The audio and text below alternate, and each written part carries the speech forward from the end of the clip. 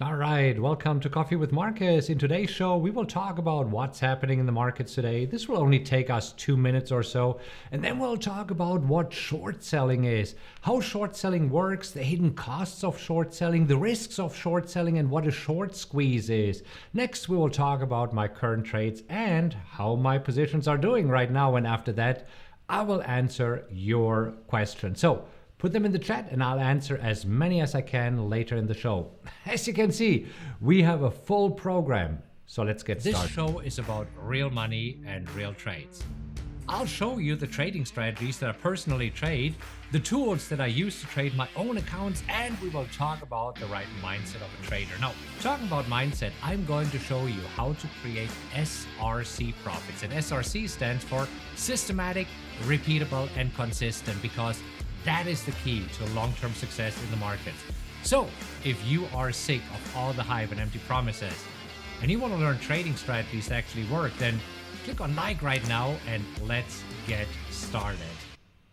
All right, super excited to be here with you. Today is Monday the 16th, and let's take a look of what's happening in the markets, because oh boy, what a day. We're looking at the Dow Jones here, and right now I'm switching to a 5-minute chart of the Dow Jones, and as you can see, we opened lower and then at first plummeted lower on concerns of a slowdown in China and that this might impact us. But hey, traders are shrugging it off. As you can see, after half an hour in trading, it was basically up and the way. The Dow has reversed and we are now from negative of the day to positive of the day. Same picture here for the S&P 500. As you can see, also opening lower, moving lower, and then just rallying. We have 30 minutes in trading, and let's see where we end for the day. Even the Nasdaq, although the Nasdaq is still negative for the day. Stocks that are making big moves today, one of them is being Tesla.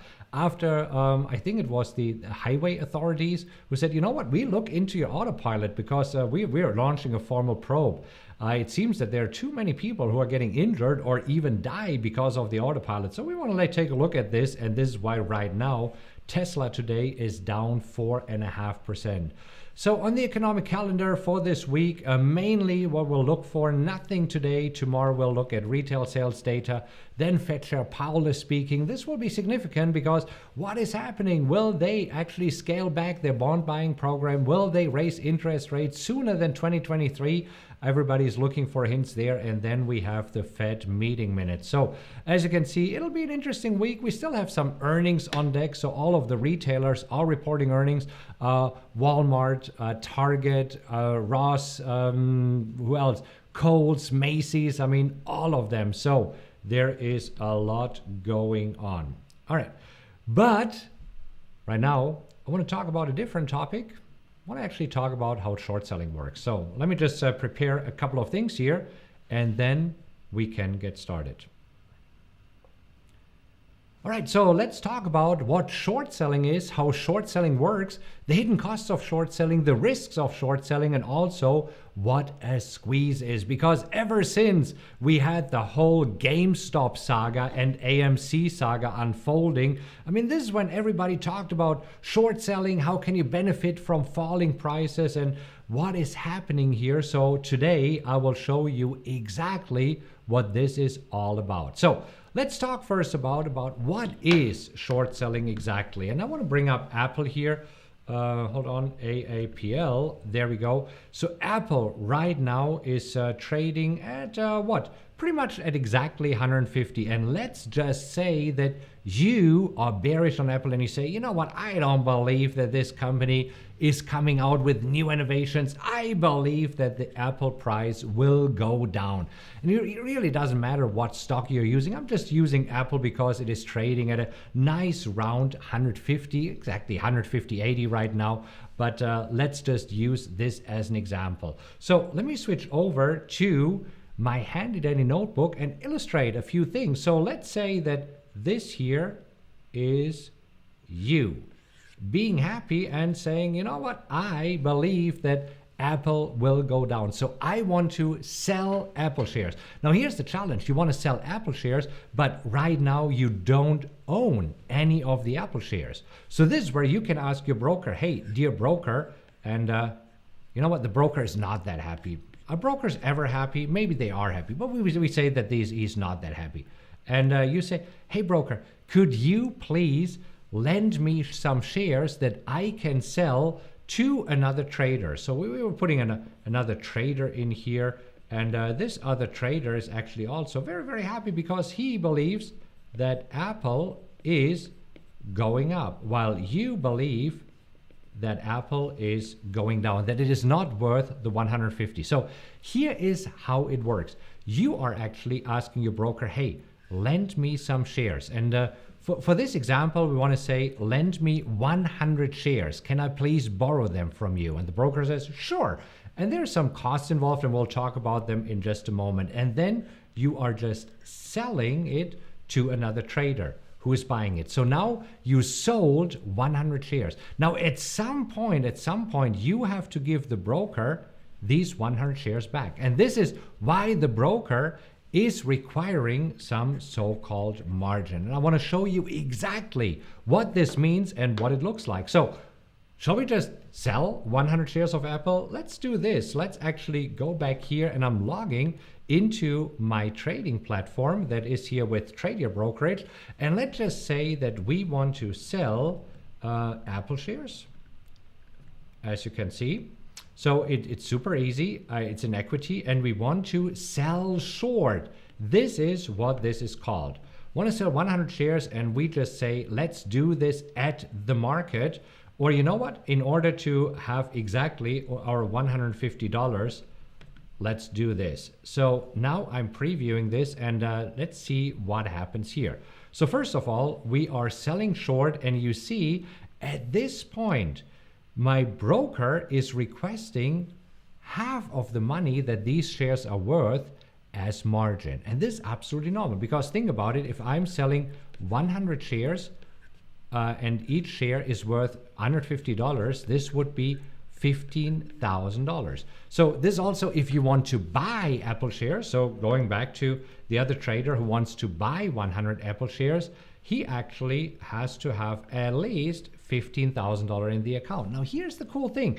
My broker is giving me a break on margin, and this means a 50% break. So I only need to bring, let's put this here, $7,500 to the table. So this is important to know. Let's talk about this margin here for a moment. So because there are two important margin terms that you need to know. Number one, it is the initial margin, and the initial margin is usually 50% of the shares that you're borrowing from your broker. And then number two, we have a so-called maintenance margin, and we will talk about this in just a moment. But let's go back to the broker. So, I mean, where is the broker getting these 100 shares from? Well, this where, let's use some purple. The broker has actually some shares on its own that he can lend out to me. So he has his own inventory. He has other clients, because there might be clients who have Apple in their portfolio for a long, long time, maybe in their retirement account, right? And so he can actually take these shares and lend them to you. Or if he doesn't have this, he can even call other brokers and say, hey, I need 100 shares for Markus because he wants to sell shares that he does not own. So let's actually go and continue in our example, and we go back here to our to our charts so that we see exactly of what is happening here. So here we are at Apple, and so right now, usually when you're buying shares, let's just talk about this, and let's make this in green. When you're buying shares, the idea here is that you buy low and sell high. Now, if you are a short seller, if you are selling shares, this whole thing is flipped upside down. You want the stock to go down, so the idea is that you sell high and you buy low. So you sold Apple, you sold 100 shares at $150. So now let's say that Apple goes down to $130. So in this case, you can buy these shares back from somebody who wants to sell it at this point. What is your profit? Well, it is $20 per share times 100 shares, so this would be $2,000. So how much money did you make based on your investment? Well, this is where we need to come back here. So we made $2,000, and as we just said, you only had to bring $7,500 to the table. So let's actually bring up our handy dandy calculator, and we will see that you actually, what do you think about this? I have a floating calculator right now. Oops, that's not what I wanted to do. So how do we go back?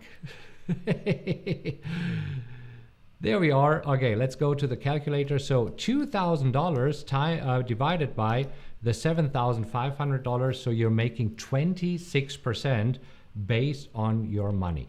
So what happens now in this whole scenario? Well, at some point, let me just actually turn this into a different color. What color do we choose? Red right now. So at some point you're buying these shares back, and then you're giving 100 shares back to your broker. So this is how it technically works. And now you also know an example. So let's talk about this pesky margin again and what it means. So the initial margin requirements, as you have seen, is 50%. Now we also have a maintenance margin here, and the maintenance margin is 30%. So what does it mean in our example? Well, if we wanted to sell 100 shares of Apple at a price of 150, and the value of this transaction is $15,000. So 50%, the initial margin would be $7,500. Half of this, the maintenance margin is 30% of this, so this would be $5,000 for the maintenance margin. Now let's just see what happens here. Let's see what happens if Apple is actually going against you. And in order to do this, we're jumping right back on the charts and talk about of what happened if, oops, there it disappears, and there it is right back.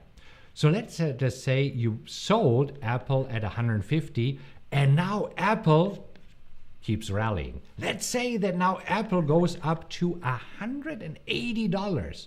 So what's happening? Since you are betting on a falling market, you now lose money.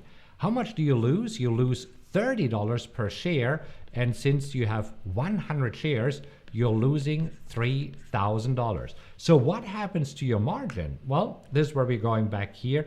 We had the $7,500 in initial margin, and now you're losing the $3,000. So this is getting reduced by $3,000, meaning that now your margin is only at $4,500, which is below these $5,000. And now you're getting this pesky margin call that everybody is dreading.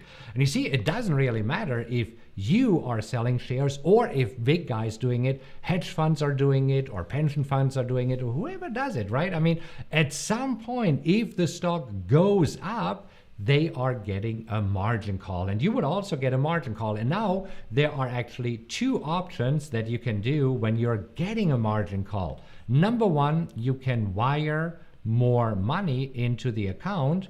And how much exactly would you have to wire? Well, the difference here between 4,500 and 5,000. So you would have to wire at least $500 in the account. So that's not a big deal. The problem starts if Apple keeps going up. What is the other possibility that you have when you sold it back? When you sold the shares, you can buy them back, but now at a loss, and you would realize this $3,000 loss. Because you see, at any given time, you can buy it back from another trader who wants to sell with you, because this is how trading works, right? I mean, there's people who want to buy and there's other people who want to sell. And this is why we have the market, because we all have different opinions. Now, we will talk about what happens here if this stock just keeps going up, because this is when this so-called short squeeze is happening. But before we do this, let's talk about the costs associated with selling shares. So there are actually three different types of costs associated for this. So the cost, let's just write it here, is first and foremost, you have to pay the broker interest rates. And so the interest rate is on the on the margin that you're borrowing from your broker, because you're borrowing shares from the broker. So here in this case, it would be on the $7,500. Now, how much is this? This varies by broker. Right now, most brokers are at around 5.25%. Some brokers are less, some brokers are more, but let's just say you have to pay 5.25%. Now, here's the good news. You only have to pay this interest rate during the time when you are short these stocks. So if this is for, let's just calculate it here really quick. We'll bring up my handy dandy calculator right now. Let me just do it right here on my calculator. So if you take the $7,500 times 5.25%, so this would be $393 per year. Now here's the deal. If you only have these shares for 30 days, you would have to pay less. You only pay 30 days of the year, so a 12th of this, which would be around a little bit more than $30, maybe around $40. So, but you have to keep this in mind. Now, number two, this is if the shares are hard to borrow, and this is where it says HTB, hard to borrow, you might have to pay your broker a borrowing fee. And this is also what each broker decides how much this will be. So please check with your broker how much this borrowing fee is. This is typically not for easy to borrow shares, but it is for HTB, hard to borrow shares. Now, finally, here is the last thing. You actually might have to pay dividends. What does this mean? Well, as you know, when you own shares, sometimes you're getting paid dividends. Usually they're being paid quarterly. Some stocks pay them, or ETFs pay them monthly. So if you are short the stocks, you're not collecting dividends as you would when you are actually when you're actually buying shares. Now you're on the other side, and if you're on the other side, this means that now you have to pay dividends.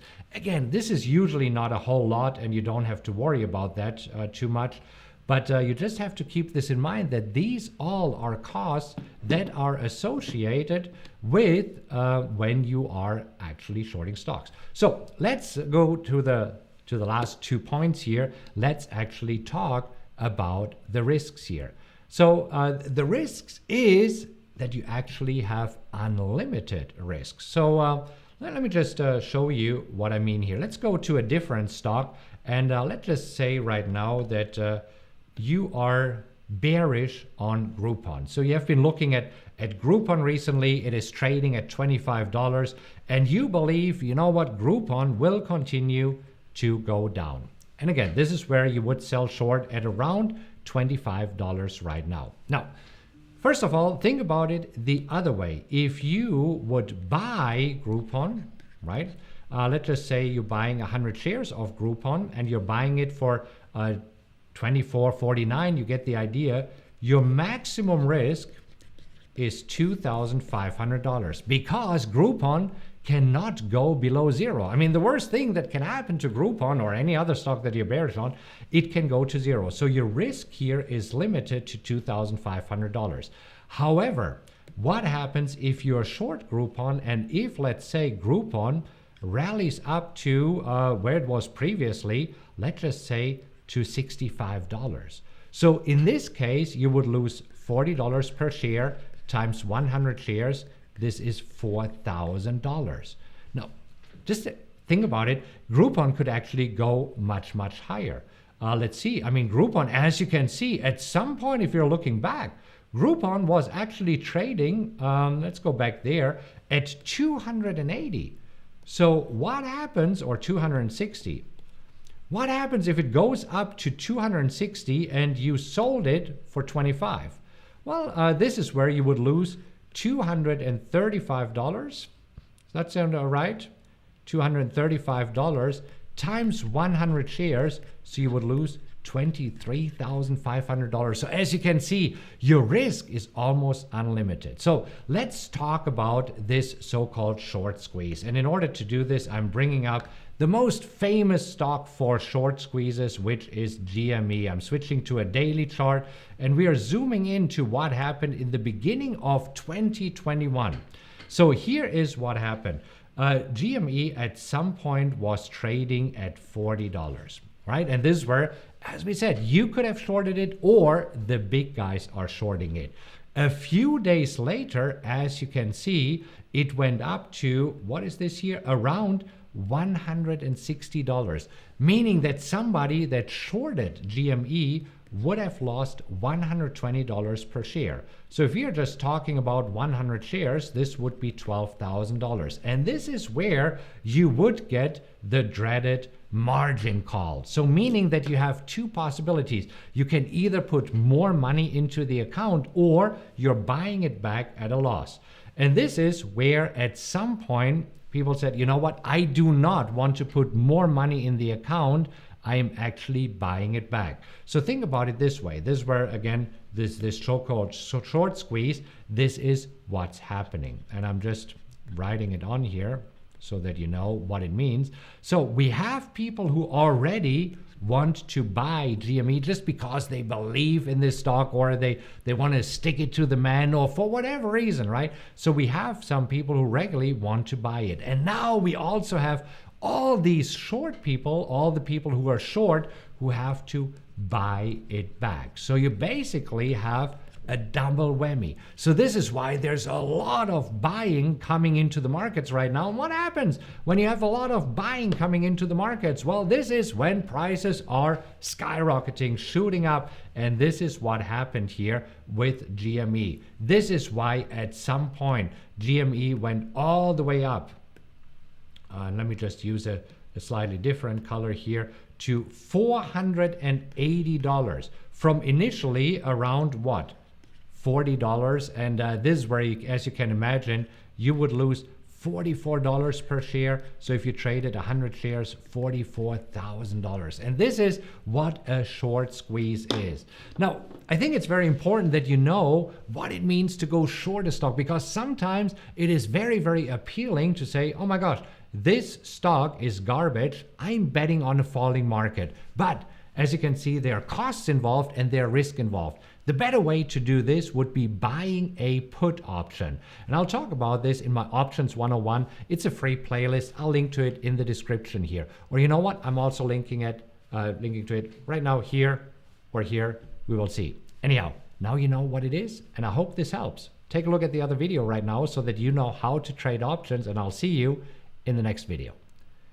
All right, don't go anywhere, because in a moment we'll talk about my current trades, but I think that this is super important to know how short selling works and why these short squeezes occur here every now and then on stocks that have a very high short interest. And there are actually websites. I'm going to give you this website right now where you can look it up. You can actually look it up on Finwiz, for example, or also on Benzinga. So there's different ways where you can look up which stocks are highly shorted right now. Okay, cool. And as I said, we will also, of course, get to your questions. So you can ask me anything. Just pop it here in the chat. But let's actually talk about my current trades right now. So I first want to talk about the trades according to the PowerX strategy. As you know, I'm trading two different strategies. I am trading the wheel strategy, and we'll talk about this in a moment, and the PowerX strategy. If you're unfamiliar, get these books. They're $4.95 each, so less than $5. This is pretty much less than the cup of coffee last time I checked. Well, depending on what coffee you're getting, but hey, I like my grande almond milk latte at Starbucks. I believe it costs $4.80. Hey, for 15 cents more, you can get these books and I'll ship them to you. I'll also put some links in right below the video. Anyhow, so looking at the PowerX Optimizer and the trades that popped up today, there were only two trades that popped up today. CLSD, and you already see I flagged this as a no for me because the P&L chart just didn't look appealing to me. And this is what I do. I just run the scanner on the PowerX Optimizer. I look here at the P&L chart, and I want to see that the P&L chart is nicely going up from the lower left to the upper right. This is also a stock that has been trading below $5 for most of the time. that I'm looking back, and I'm looking back over the last 2 years. So that's not a stock that I want to trade at all. This was a very easy no. Rite Aid Corporation, I believe that we talked about it already on Friday in the last Coffee with Markus. So this year is also a stock where the P&L pretty much looks like a snake going around attacking and then getting lazy, right? I mean, so this is not what I'm looking for. So that actually here is a stock where I easily said, no, thank you. So therefore, out of the 2 stocks that popped up, I passed on these 2. And this is why I looked at wheel opportunities here. So the wheel is another strategy, and I have the scanner that is coming up. And as you can see, today we had a lot coming up on the scanner. Let me just move this a little bit down here so that you can see. Oh my gosh, look at all these possibilities. However, there's a lot of them where I said, no, I'm not interested in owning the stock, because the most important thing when you're trading the wheel strategy is you need to answer the following question. Do I want to own the stock at this level that you're selling puts at? And again, if you're not familiar with the strategy, take a look at the playlist that I'm linking below, or simply get the book. Then you can read it, put it on your nightstand, highlight it, whatever you want to do with it, underline it. I don't know how colorful you like to color your books, or even if you want to get it on a Kindle, it's available on Amazon on a Kindle. Anyhow, looking back at the list, I noticed a pattern today. I noticed a pattern, and this is that airlines popped up on the list and energy stocks, mainly oil stocks. So if you look, for example, at, let's just start here with CVX. So CVX came up on the scanner, Chevron. Which actually I think was a good one. So the price here, price level was 170. And again, the key question that you need to ask yourself is, do you want to own Chevron at a price of 170? And see, just zooming out a little bit and looking at what happening pre-pandemic, you see that the Chevron usually was trading very nicely up here at around what?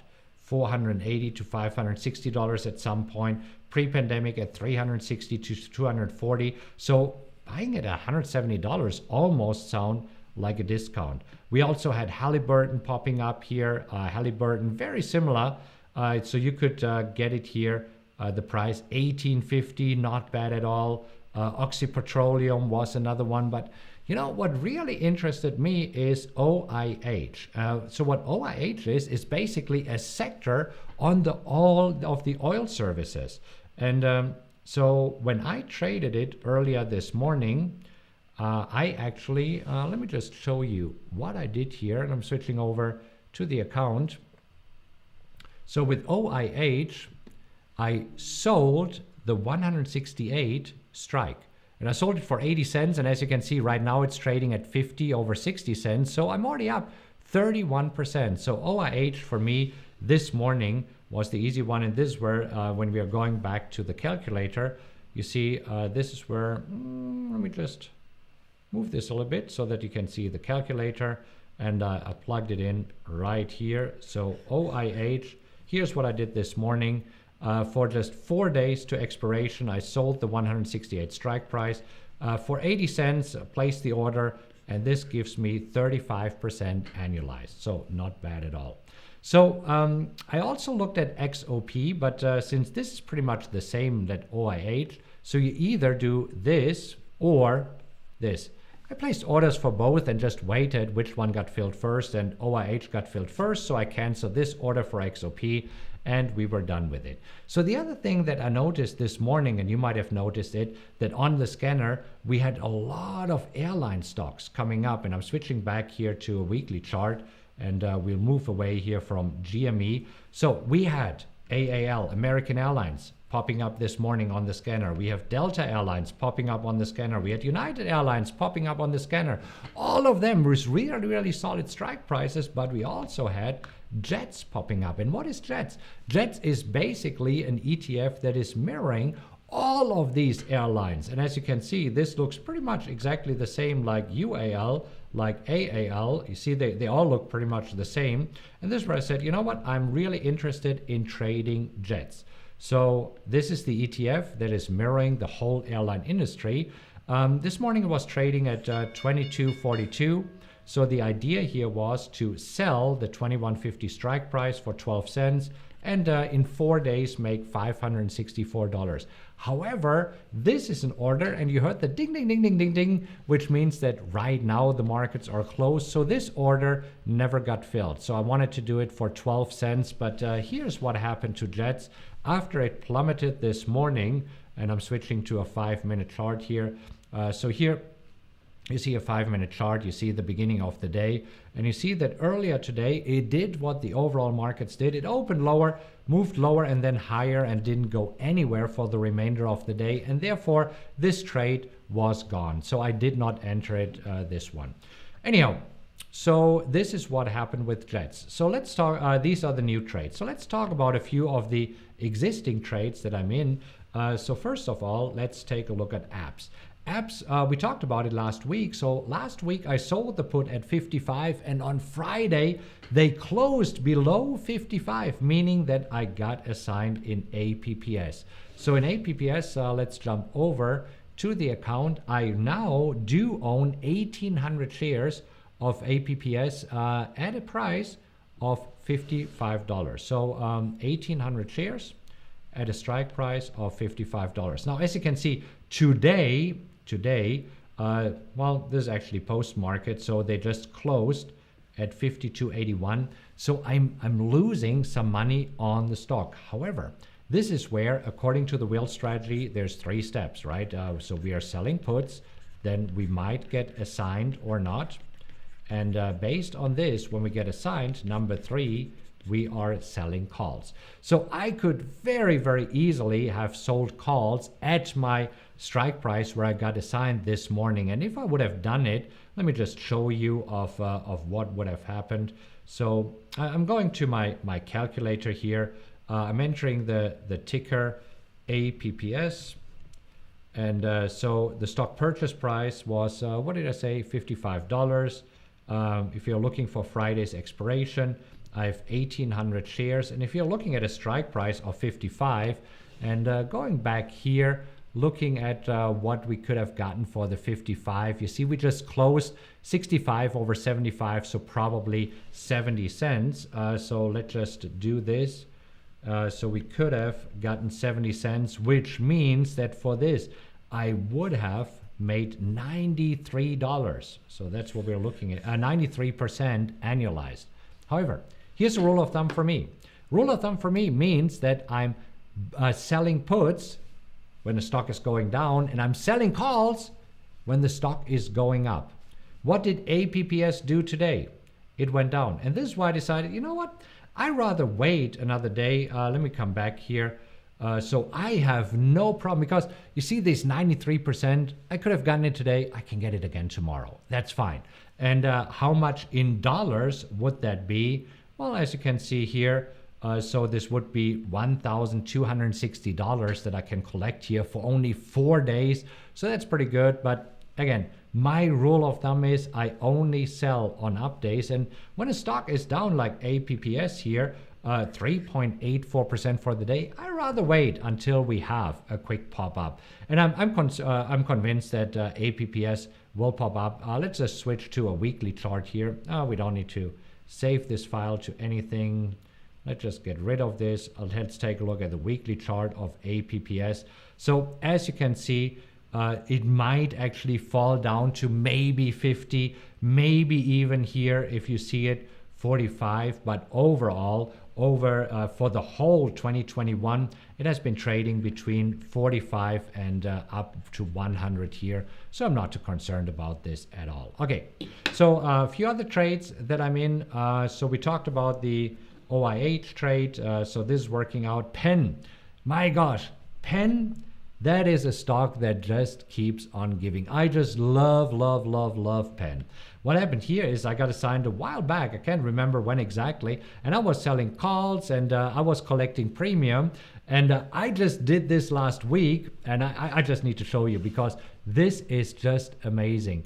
let me just show you on pen. I want to share my desktop here. On pen, I've been able to collect $14,600 in premium. So am I concerned that pen is down right now? Not at all. Because let me just show you. Let's just go to the transactions. And I want to go to the transaction probably for the last 60 days. I just want to show you of what's happening here with pen. We go for trade. And you see with pen, I've just been able, probably has been going on for longer, to collect premium over and over and over again. So this is a gift that keeps on giving, and I'm very, very happy about pen here. And I don't mind at all that today they closed a little bit lower because I was able to buy back the call that I sold on Thursday. I told you about it last Friday in the previous Coffee with Markus, right? So this is where no problem at all. So the other one that I have here, this were LVS. LVS is not looking so nice. So here I'm flying a rescue mission. And if you don't know what these rescue missions are, I have a video. I'll link to it in the description so that you can see what exactly I do with the rescue mission. But this has been working out really, really nicely here. I've been selling premium on LVS as well. And I have been selling right now several times already the 39 put as part of my rescue mission. And this is meant to lower my cost basis here. Oh, I just noticed that I did not show you the charts. Here you go. Here are the charts. Okay, cool. So here we go. And if we take a look at this, I also have been able to really generate some nice premium on LVS over the past probably, yeah, here we go. So you see on LVS, I've been able to generate around $6,000 in premium. Now, just full disclosure, LVS right now is down, right? So, but I've been able to generate some premium, and now it's a matter of lowering my cost basis, and then a small pop in LVS will actually help me to get out of the position profitably. So this will be LVS. We will see. I will definitely keep you posted of what's happening there. And then, of course, we do have my friend Ride. If you're new here to this channel and you haven't heard of the Ride saga, there are several videos here. I'll link to it in the description of what is happening with Ride. This is where I violated my rules of just trading the wheel on value stocks. Here, I traded a growth stock, and I actually had to fly a rescue mission several times because originally I got assigned at 2150, as you can see here. Flew a couple of rescue missions. Right now my cost basis is at $12.86. My break even is at $11.71. But you know, today, right, hey, we are up a little bit. I don't understand what this stock is doing. They just hired somebody, an ex-executive from Tesla, who really was responsible for the body stamping of Model S and Model X. And you would think if they hire a seasoned veteran that the stock would really react more positively than 1.5%, but no, it does not. But anyhow, the upside here for me is much bigger than the downside. So this is why I'm holding on to this one. And as always, I'll keep you posted on what's happening here. So this is one of the dangers of the wheel strategy, that you might catch a stock that just keeps falling. So be aware of the risks. I explain everything in detail in this book, also how these rescue missions are being flown. So here, take a look at this and also the videos that I have here for you. All right, awesome. Now that we have talked about what's happening in the markets and you know how short selling works and we have talked about my current trades, it is time to take a look at your questions. So really appreciate you being here. By the way, if you're enjoying this show, before we take a look at the question, give me a thumbs up. Just hit on like. If this is your first time here and you're enjoying this and you would like to show more or see more of the trades that I'm taking, just consider subscribing to the channel, because this way you get notified by YouTube whenever I release a new video. Okay, so good to see. There is Alan from North Carolina. Sean, the mug arrived over the weekend. So good. Okay, Bill from Phoenix. Gunther from Germany. Patty, so good to see everybody here. New Hampshire is present. I see this, so hi. And yeah, Teresa said it. It is a great day for selling puts for the wheel. Absolutely. I mean, right now I am currently, usually I like to be in 5 positions at any given time, and I'm in exactly 5 positions right now. So super happy about this. And Jim also said it. Yep, well, shopping day and the cart is full. Hey, Mike from Cedar Park in Texas. I used to live in Cedar Park. So interesting. Small world, isn't it? Okay. So Jerry Jung says, if you can't get premium, you need to sell calls. Should you go out another week, especially if it drops significantly? You can. I mean, just use the calculator. I mean, this is why we have the calculator right here in PowerX Optimizer. See, this way you see exactly if you're getting the expected return. So this is the calculator here for the wheel that helps you to make a decision. So this is why today I decided not to sell any calls on APPS just yet, even though I could get 93%. So you can plug in different strike prices. Just do this and see what makes the most sense. And okay, Cowboy One is saying, should you short Tesla? I don't know. There's plenty of other stocks that you could short. However, you now know the risks of shorting something. So I think it might be smarter to just buy some puts if you're really bearish on Tesla. But wasn't it one of the big hedge fund guys who recently said, I will not short Tesla? I mean, it's really trying to catch a piano here, right? Anyhow, okay, so what about dividends? We talked about this. You short sell some stocks over dividends, and yes, you owe the dividends, so you have to pay them right then.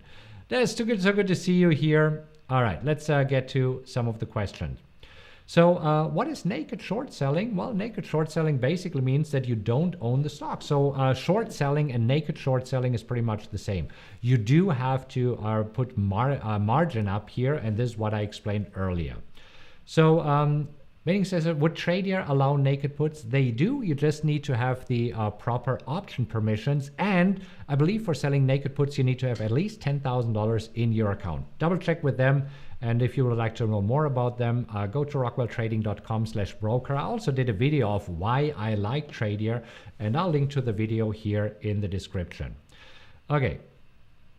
So let's see. Sharon asked a very similar question that who asked it earlier, can't remember. Do I keep sitting on my assigned stocks if there's insufficient premium for selling calls? Yes, unless you fly rescue missions. So these are the only things that you look for. Can you fly a rescue mission? Does this make sense? And number two, can you get enough money for your calls? Don't sell calls below your assigned price, maybe at your break even. That would be a possibility. Otherwise, just wait until they turn around. This is why it is so important to only sell puts on stocks that you want to own. And I like to do it on value stocks. I think it was a couple of Coffee with Markus ago. We talked about value stocks versus growth stocks. Anyhow. Good. So Cowboy says, ordered both books, but they're on back order. I'll look into this. I mean, the team will look into this. You can always send an email to support@rockwelltrading.com, and they can let you know where the books are. They have the tracking numbers, and they'll be happy to tell you of where the books are, when can you expect them. So just contact them. Oh, Nicole already said it. Yeah, support@rockwelltrading.com. We're shipping daily, so get your tracking number, then you know. Okay, so Hoplofiel, how do you pronounce this? Well, you get the idea. Someday we need a coffee with Markus on trading ETFs versus stock options in the wheel. We can absolutely do that. Yes, we can. All right, cool. What else? How can I identify if the stock is a value stock? Well, you know what? Actually, let me do a coffee with Markus around this. Maybe I'll do it in the next one that I'll show you exactly. I did it for my masterminds today. So every Monday, with my masterminds, we're doing a strategy call, and we talked about this today, and then we're also trading live again tomorrow and on Thursday. But yeah, we can absolutely talk about this as well. So Roll says, hopefully apps is not another wild ride. Man, apps is down what, like $2? Chill out, it'll be fine. And yes, I am live, Gunnar. So good to see you here. Fantastic. All right, cool. What other questions do we have here? So Sharon said, we recommend to sell calls at the cost basis. Well, if you sell it at the cost basis, it does not wipe out the premium. If you do it at the break even, then it wipes out the premium. Is this making sense, Sharon? Okay. Cool. All right, Edwin says, call me crazy, but I still believe in ride. I do too, at least for a pop to go high enough to get me out of the position here. I believe it's happening. We'll see, right? I mean, time will tell. Talked about it several times. What is a long-term investment? A long-term investment is a short-term investment gone bad. So anyhow, there we go. And Ricardo, back from Italy. So good to see you. Ricardo is also in our mastermind.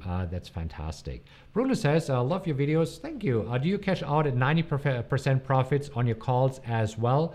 Yes, I do. Yes, I do. Unless it is the day of expiration. So if they are about to expire worthless on the Friday, I do not. I just let them expire worthless. But yes, that's what I do as well. And I did it actually today on the pen call that I sold last week. I think I sold it on Thursday. And oh boy, I mean, let me just bring it up here again.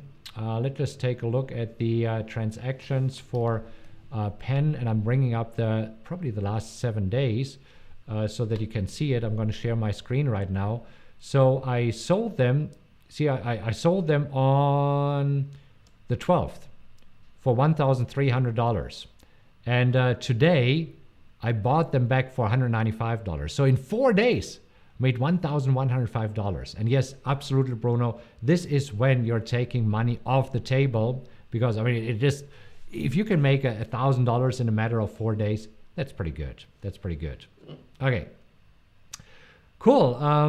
So what else? Mike says, one of my positions is down over 50% even after flying rescue missions. Is it time to accept the loss?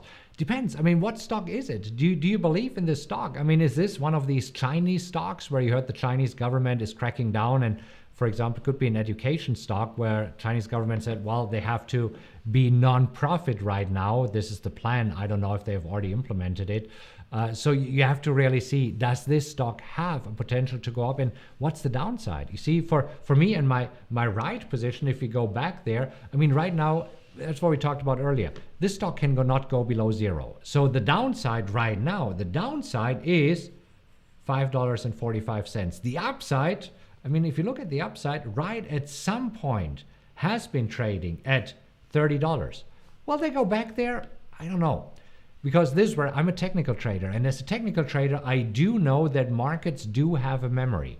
And this is why stocks that have previously been trading at a certain level are usually coming back there. I mean, we can, of course, it doesn't make sense to compare Apple with Ride, but you see, in Apple, I was also stuck earlier this year. So I remember that I bought Apple right around here, and at first it was going down. But you see, Apple has been trading there, Apple has been trading here. So if a stock has previously reached a certain level, it is very likely that it gets back to the level. I mean, not necessarily guaranteed. This is actually from 2020, but here you get the idea, right? I mean, all the highs that were previously established, even if the stock retraces, it often tends to go back there. It's almost like a magnet. Okay. Anyhow, so we'll see what happens here with Ride. Anyhow, so good to be here with you live. Hey, if you enjoyed this show, click on like, and also I'll make sure that right now a couple of videos are popping up here and here. These are cool videos. Take a look at those. You can never learn less. So I'll see you in one of these videos. Take care and have a great day.